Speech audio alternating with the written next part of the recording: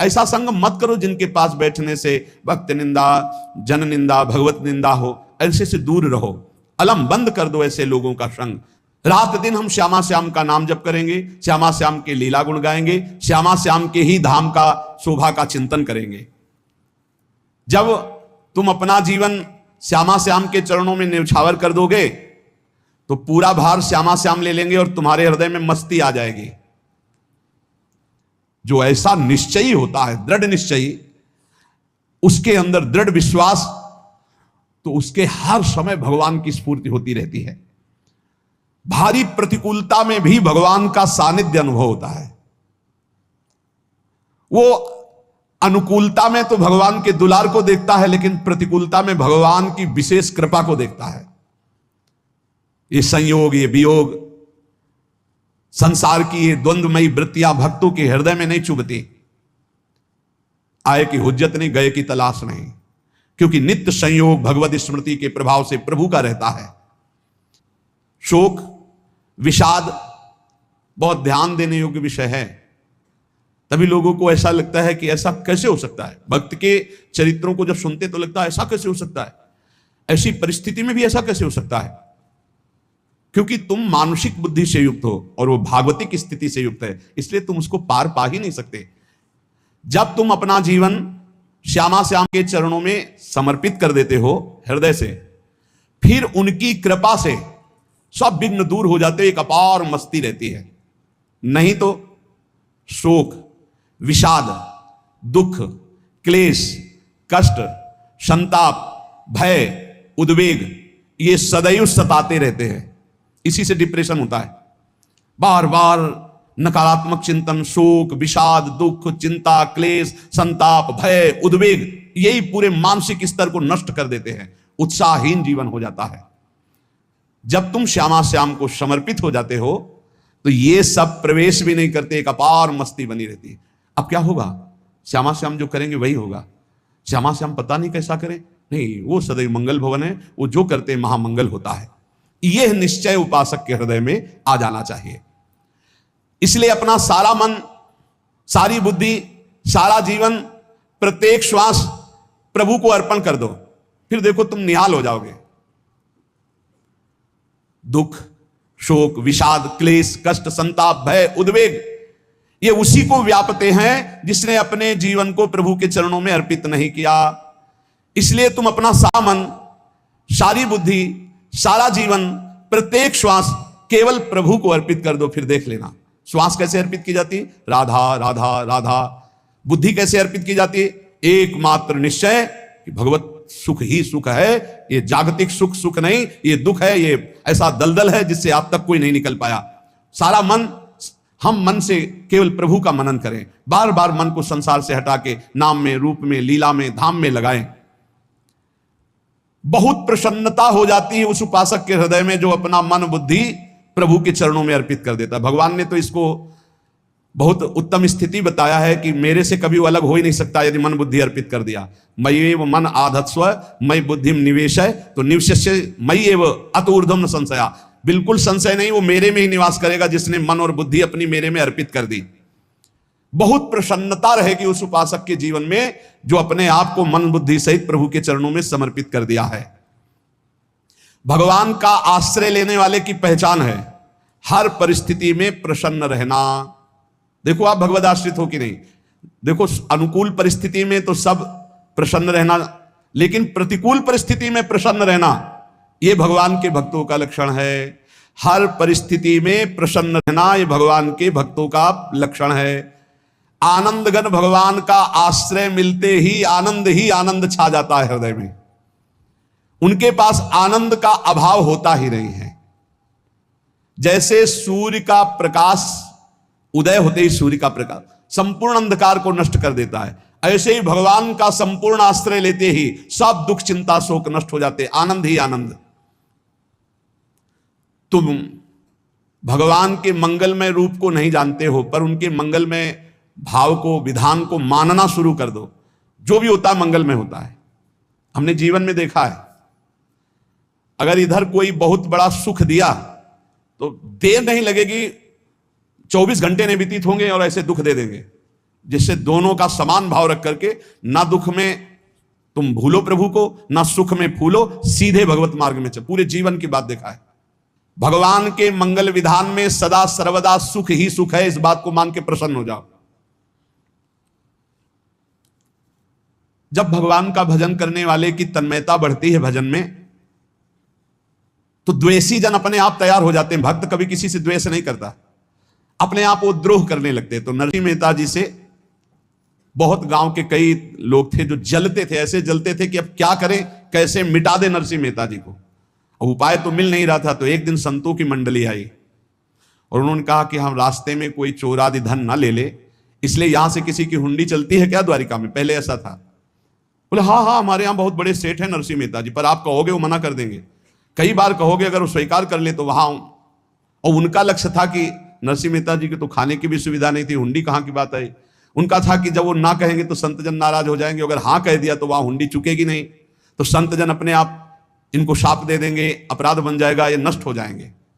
संतों को भेजा नरसिंह मेहता जी ने, सबकी दंडवत की, चरण पखाड़े। तो उनका ये इतना रुपया है, द्वारिका में साधु सेवा हम करेंगे, वहां तुम्हारी हुंडी चलती है, तो आप अरे उन्होंने कहा आप कहाँ भूल रहे हो, यहाँ खाने की भी व्यवस्था। बोले हमें सब पहले से बता दिया गया कि आप मना करोगे, बार बार मना मत करो, हमें पता है। तो उन्होंने ठाकुर जी की तरफ देखा, बोले क्या लीला है प्रभु, संतों से हम क्या कहें, ये ले रुपए। उस समय स्वर्ण की मोहरें चलती थी, बेच के बाजार से खूब उन संतों को पवाया, उन्हीं संतों की सेवा की। और उनका अपने सेठ का नाम तो बताओ जहां हमें जाके हुंडी मिलेगी।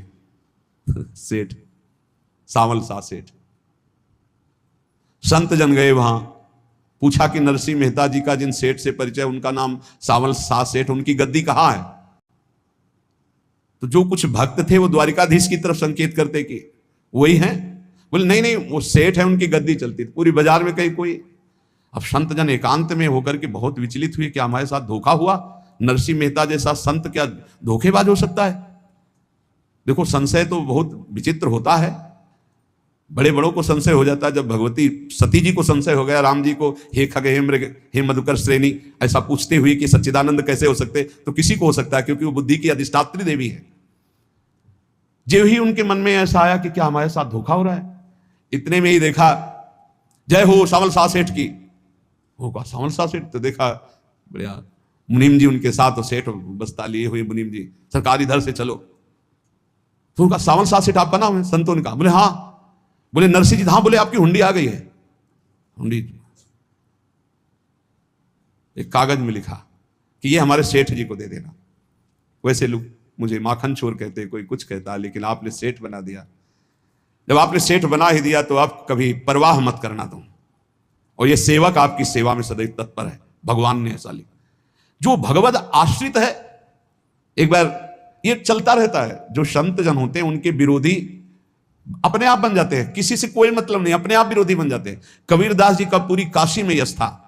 भजन करने वाले महापुरुषों का यश बढ़ता है जब, तो जो भजनहीन होते हैं उनके हृदय में जलन पैदा हो जाती है और उनको विविध प्रकार से फंसाना चाहते हैं, उनको कष्ट देना चाहते हैं। तो कबीरदास जी के यश को धूमिल करने के लिए कुछ ब्राह्मणों ने एक रचना रची, मूड़ मुड़ा के कबीरदास जी के शिष्य बन करके पूरी काशी के सब आश्रमों में निमंत्रण दे आए। कल भंडारा है, संत सेवा है, सबने स्वीकार किया। कबीरदास जी अपनी दिनचर्या करके निकले तो संत मंडली आने लगी। बोले कै बजे सेवा है? साधु सेवा। बोले कौन सी साधु सेवा? बोले कल आपके शिष्य जन निमंत्रण दे के आए, पूरी काशी के सब संत आ रहे हैं। कबीरदास जी ने कहा यार, तो एक की भी व्यवस्था नहीं, पूरी काशी के संत आ रहे।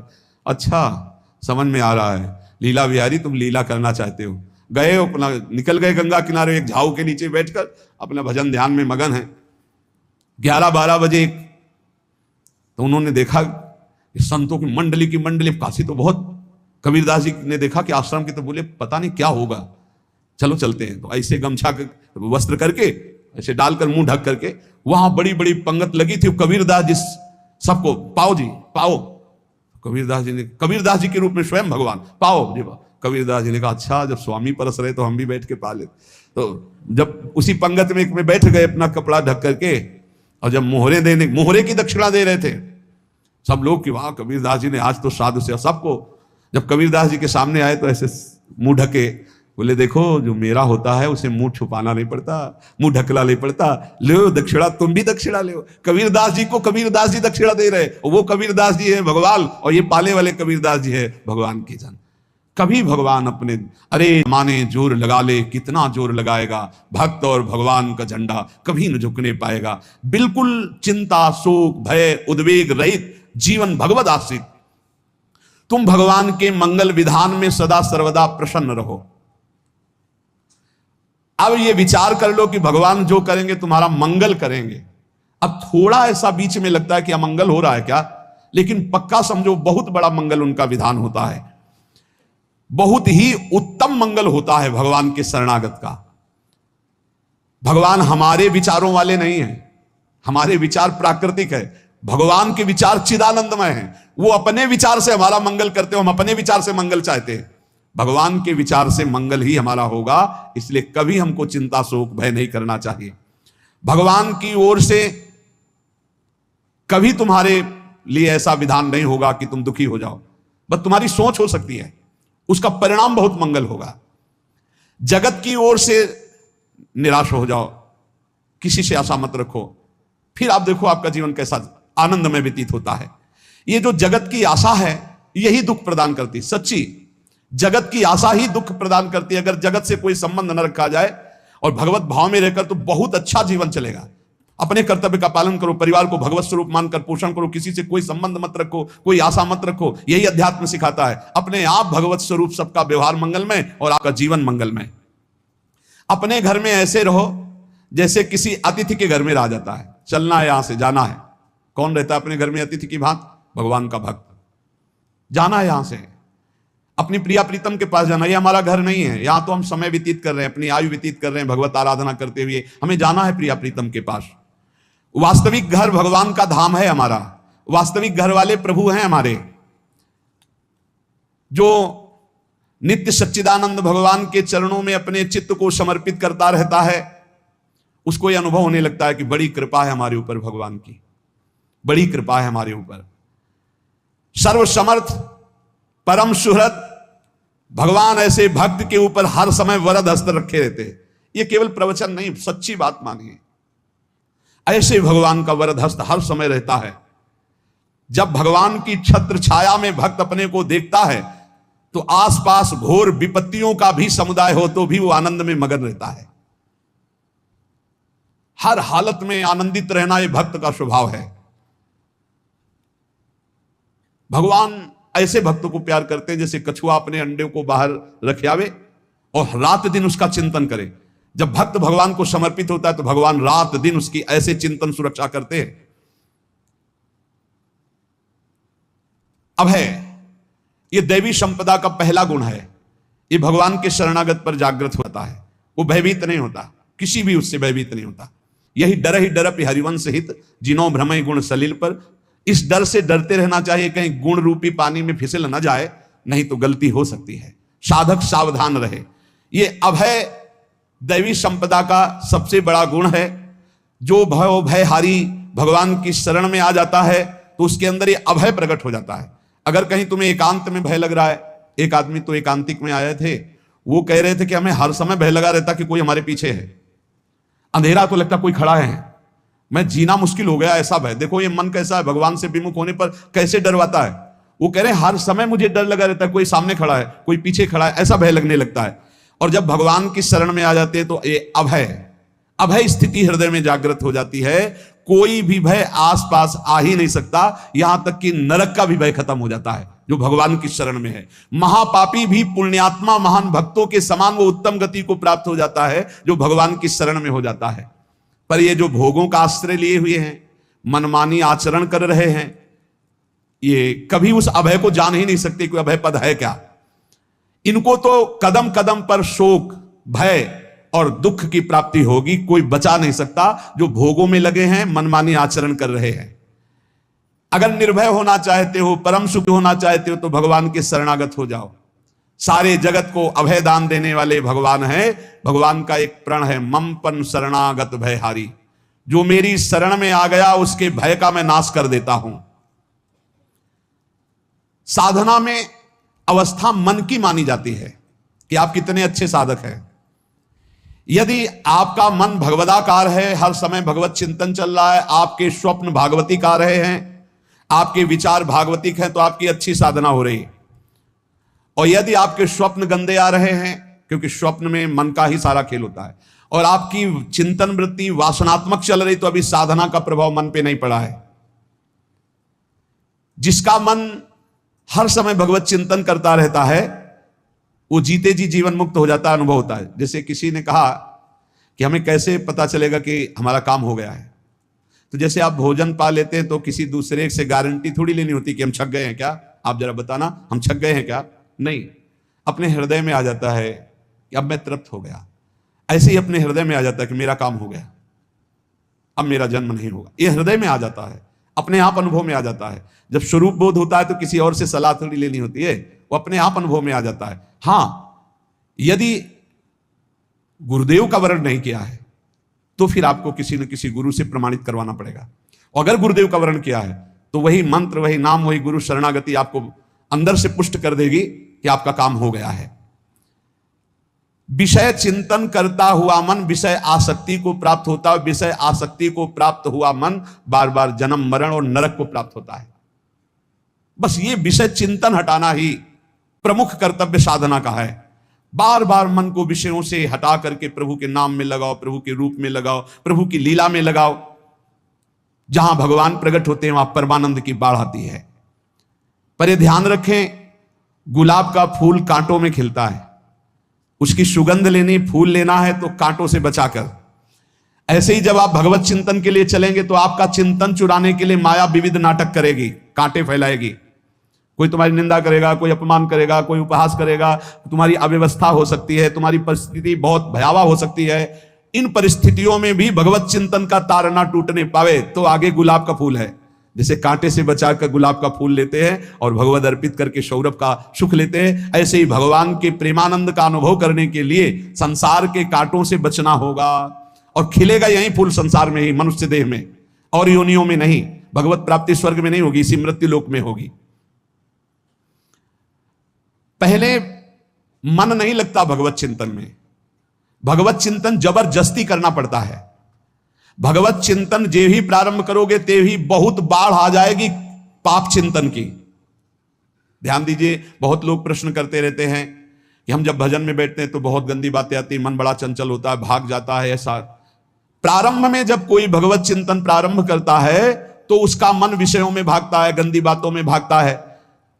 अब लोग कहते पहले तो हमारा चिंतन बढ़िया होता था, अब चिंतन नहीं होता। तो कोई सिद्ध पुरुष थोड़ी हो गए, तुम्हें जबरदस्ती चिंतन करना होगा। जगत के प्राणी में जहां मन जाए तो इसमें भी भगवान, पार्थ में मन जाए तो उसमें भी भगवान। जहां जहां मन जाए वहां वहां भगवान देखो, या मन को हटाकर नाम मंत्र में लगाओ। ऐसे भगवत स्मृति जागृत की जाती है। बार बार प्रयास करना होता है। कई लोग ये प्रश्न करते हैं कि हमसे बड़े पाप हो गए तो क्या हमें भगवान की प्राप्ति हो जाएगी? तो यहां कह रहे हैं भगवान किसी के पूर्व जीवन को नहीं देखते हैं, वर्तमान के भजन को देखते हैं। पकड़ो इस बात को। अगर वर्तमान में आज आप सुधर गए हो, नाम जप कर रहे हो, तो आप भक्त हो। ये गीता जी में भगवान ने कहा, अपिचेत सुदुराचारो भजते माम अनन्य भाग साधुरेव समंतव्य सम्यक व्यवसिता। ऐसा बहुत दुराचारी पहले रहा है, बाद में उसके मन में आ गया कि भगवान के सिवा हमारा कोई कल्याण करने वाला नहीं, हमारा कोई नहीं। तो भगवान कहते हैं मैं उसे साधु ही मानता हूं, उसे साधु बना देता हूं। भगवान किसी के पूर्व जीवन को नहीं देखते। बहुत बढ़िया बात है। कल तक हम क्या करते रहे भगवान नहीं देखते, आज क्या कर रहे हो ये देखते हैं। यदि आज आप भजन में लग गए हो, अच्छे आचरण कर रहे हो, तो आपको भगवत प्राप्ति हो जाएगी। भगवान ये नहीं देखते कि पूर्व में पुण्यात्मा रहा है कि पापात्मा रहा है। भगवान वर्तमान में देखते कि मेरा भजन कर रहा है, बस इसी से कल्याण कर देते हैं। पकड़ो इस बात को, तो कभी प्रश्न नहीं उठेगा कि क्या हमको भी भगवत प्राप्ति हो सकती है क्या। हमारा मन यदि श्री भगवान को चाहने लगे तो श्री भगवान हमारे मन में ही आकर बस जाएंगे। भगवान की रूप माधुरी में मन डूबने लगेगा। यथार्थ सत्य, जो भगवान से थोड़ा भी प्यार करने लगे हैं उनके हृदय में भगवान की, उनकी भावना के अनुसार झलक आने लगी है। हृदय में प्रभु के आते ही अनंत जन्मों के संस्कारों का नाश हो जाता है। इसलिए तुम अपने पहले वाले घृणित जीवन को याद भी मत करो और उसको सोचकर जरा निराश भी मत हो। अमावस्या में घोर अंधकार रहता है, पर प्रातः काल में अंधकार नष्ट हो जाता है। ऐसे ही नाम का उच्चारण करते ही तुम्हारे जितने पाप अंधकार हो सब नष्ट हो जाएंगे। तुम चाहो कि एक क्षण भी प्रभु को ना भूलो। अब वर्तमान में ऐसी स्थिति बनाओ। जो प्रभु को नहीं भूलने की चाह करता है कि मुझे ऐसी स्थिति प्राप्त हो कि मैं कभी प्रभु को ना भूलूं, तो सच्ची मानो और कोई बात भगवान सुने ना सुने, ये बात जल्दी सुन लेते हैं। भजन की मांग करो तो बहुत जल्दी भगवान पूर्ण करते हो। भजन जिसका चलने लगा तो फिर लोक लोकांतर के सारी रिद्धियां सिद्धियां सुख वैभव तो उसके चरणों में लौटते हैं। जब हम प्रभु से प्रभु का स्मरण न मांगकर भोग मांगते हैं तभी हमारा भजन रुक जाता है, भजन नहीं चल पाता। यदि हम प्रभु से केवल भजन मांगे तो विश्वास करो ब्याज में सब हो जाएगा। मूल भजन तो आपका बचेगा ही, ब्याज में लोक लोकांतर के भोग आपके चरणों में लुटते घूमेंगे। आप भजन करके तो देखो। अरे घिघियाने की जरूरत नहीं, किसी से मांगने की जरूरत नहीं, भजन करके देखो सब ठीक हो जाएगा, सब अपने आप बन जाएगा। हम बहुत बड़ी भूल कर देते हैं कि थोड़ा भजन करके प्रभु से कुछ सांसारिक वस्तुएं, स्थितियां, परिस्थितियां बदलने की मांग कर लेते हैं, जिससे भजन छूट जाता है। प्रभु की स्मृति इतनी महान है कि जिन्होंने बैर भाव से प्रभु का स्मरण किया उनको भगवान की प्राप्ति हो गई। जैसे कंस आदि भगवान से बैर ही तो रखते थे, लेकिन भगवान की स्मृति रहती थी। स्मृति ने उनको भगवत प्राप्ति करा दी। स्मृति में महान सुख है, पर वो जब भक्ति रस से युक्त स्मृति होती तब माधुर्य रस, प्रेम रस का अनुभव होता है। कल्याण तो वैर भाव से स्मरण करने वालों को भी प्राप्त हो गया। यदि आप भक्त हो और ये चाहते हो कि आपकी भागवती की स्थिति बहुत जोर की हो, तो हम आपसे प्रार्थना करते हैं कि रोज प्रभु से एक ही बात मांगिए, मुझे अखंड स्मृति दीजिए। अर्जुन जी को पूरी गीता जी सुनने के बाद यही मिला, नष्टो मोहा स्मृति लब्ध्वा। स्मृति, प्रभु आप हम पे ऐसी कृपा कर दो कि हमारे हृदय में किसी और व्यक्ति, वस्तु, स्थान की स्मृति न रह जाए, केवल आपकी स्मृति रह जाए। ये चाह भगवान बहुत जल्दी पूर्ण कर देते हैं यदि उपासक हृदय से ये बात मांगे। भगवान की कृपा से ही ऐसा हो सकता है कि अखंड स्मृति, ये कर्म फल से नहीं मिलती है।